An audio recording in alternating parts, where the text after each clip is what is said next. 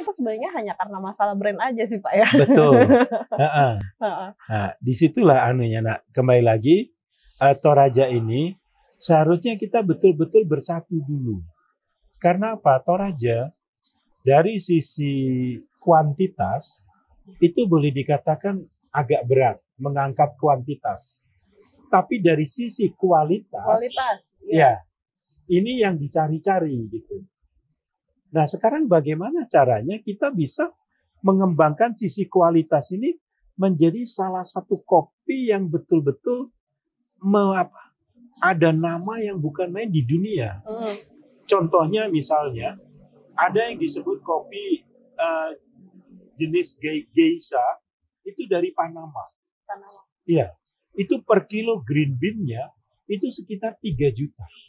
Itu per kilo? Per kilo green bean-nya. Luar biasa. Kemudian ada juga kopi dari Kolombia. Salah satu Kolombia yang disebut Blue Mountain. Di daerah Blue Mountain itu kalau menjual kopinya itu bisa sampai 1 juta per kilo. Nah, dengan adanya kondisi Toraja yang sekarang, bagi saya, marilah kita bersatu. Untuk kita bisa menyatukan pandang, kita bisa membuat kopi-kopi khusus, green bean khusus, yang bisa dijual dengan harga khusus. Yang jauh lebih ini ya, lebih go internasional. Betul. Nah, itulah dibutuhkan kerjasama ya, kerjasama antara perusahaan ke pemerintah, dalam hal ini dinas perkebunan atau dinas pertanian. Ya.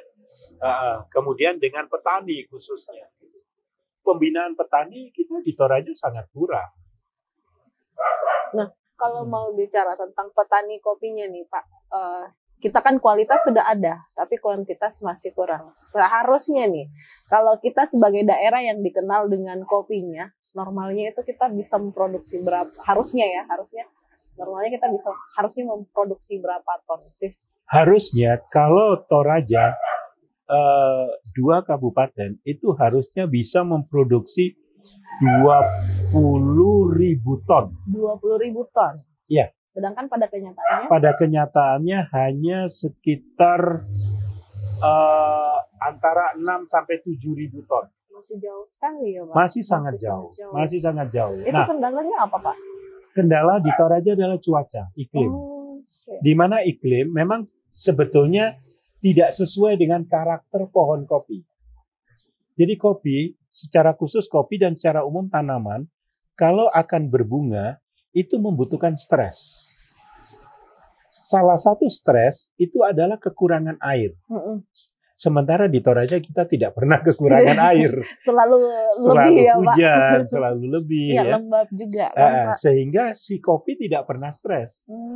Nah, pada saat dia stres, misalnya stres sampai 1 bulan. Pada saat dia stres 1 bulan, kemudian ada hujan, itu meledaklah bunga. Oh, begitu. Ya, seperti misalnya di Jawa, di Aceh. Ya. Di Jawa, di Aceh itu bukan main. Jadi 3 bulan kering.